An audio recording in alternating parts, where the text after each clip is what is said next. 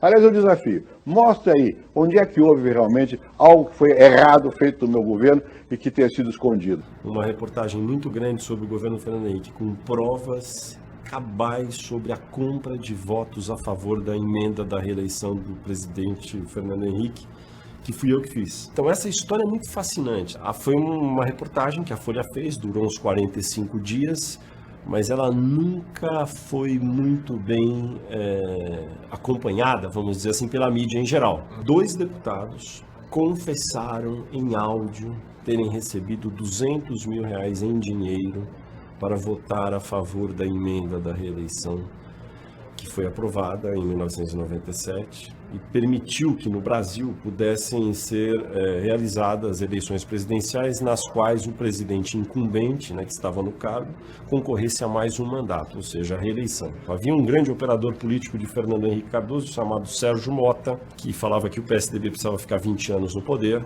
E, enfim, o processo da reeleição do Fernando Henrique foi andando, foi uma emenda constitucional, era necessário mudar a Constituição, e deputados foram comprados para votar a favor dessa emenda. Tudo isso era sabido dentro do Congresso Nacional. E a reeleição, Jânio? Você também acha que tem alguma coisa esquisita ali naquele episódio? Com toda certeza. Ninguém compraria 2 votos? 2? Para que 2 votos? Ou compra uma porção para assegurar o resultado, ou não compra nenhum, compra 2. Esses 2 são aqueles que foram comprovados até por confissão, né? Mas é claro que não foram 2, e eu considero que o episódio da reeleição, da aprovação no Congresso da possibilidade de reeleição é o mais grave do ponto de vista institucional, é o mais grave dos episódios ocorridos a partir da presidência da República, desde o fim do regime militar, desde o fim da ditadura. Eu acho esse episódio gravíssimo, gravíssimo. Esse sim é uma compra atestada, comprovada e confessada. E você Fernando Rodrigues obteve e publicou na Folha a confissão de quem recebeu isso. E qual foi o comportamento, ao seu ver, da imprensa brasileira nesse episódio da reeleição? Você acha que a imprensa brasileira, Jânio, no governo Fernando Henrique, exerceu o mesmo espírito crítico que a marcou no governo Lula e a marca hoje no governo Dilma? E os jornais todos foram, com as revistas e com as televisões, foram transformados em suportes políticos do Fernando Henrique, do governo Fernando Henrique. Eu havia chegado a Brasília, transferido para cá em 96, acompanhava isso muito de perto, sabia que deputados estavam vendendo voto para votar a favor da emenda da reeleição de Fernando Henrique. Isso é um fato. Vários jornalistas sabiam. Aí eu procurei várias pessoas que se dispuseram a me ajudar, as fontes. Aí eu contatei várias pessoas, porque nem todos vendem o voto. Alguns poderiam não querer vender. Eu falei, mas vocês serão contatados. Eu me lembro que eu contatei 6 ou 7 que eu julgava que seriam pessoas mais íntegras e que eventualmente iriam recusar.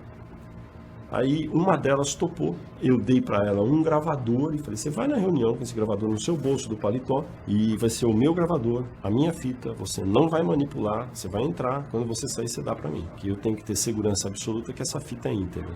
E assim foi durante muito tempo, 4 meses. E tudo foi registrado, tudo, absolutamente tudo. As provas eram incontestáveis. Os deputados dizendo que receberam dinheiro, quem pagou, como foi, de que forma foi. Dinheiro, em dinheiro, dentro de um saquinho, etc. Então, no dia 13 de maio, com as provas já... não eram indícios, eram provas. Está até na minha sala ali, depois você pode ver a primeira página. Deputado conta que votou pela reeleição por R$200 mil. Vendeu o voto. Isso foi publicado. A reportagem foi publicada. Eram 2 deputados citados, que tinha prova absoluta, e outros tantos indícios. O que era necessário a partir disso? Que se abrisse um inquérito, uma CPI, um inquérito e um processo pela Procuradoria-Geral da República, não é para apurar. A CPI não foi instalada. Os deputados imediatamente renunciaram ao mandato. Renunciaram. Eu renunciei ao mandato por razões pessoais. E sumiram. O Delfim Neto, que cada vez mais se torna um dos maiores frasistas do Brasil, à época disse: nunca vi ganhar um boi para entrar e uma boiada para sair.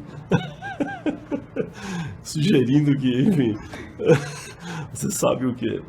Os deputados sumiram, a iniciativa da oposição à época de instalar uma CPI foi abafada. 2 nomes, em menos de um mês que a CPI foi abafada, foram indicados ministros, 2 ministros novos do PMDB. O Iris Rezende, de Goiás, virou ministro da Justiça. Eliseu Padilha, do PMDB do Rio Grande do Sul, foi nomeado ministro dos Transportes. O PMDB, em peso, en masse, se recusou a aderir à investigação. Não houve investigação. O procurador-geral da República à época chamava-se Geraldo Brindeiro, havia sido conduzido várias vezes pelo então presidente Fernando Henrique, disse que não havia indícios de nada. Quando havia provas, na verdade indícios não havia provas. Então o jornal, a Folha de São Paulo, publicou dezenas, não foram algumas, dezenas de páginas e manchetes a respeito desse fato. Os outros jornais acompanharam na medida do possível, mas não houve, enfim.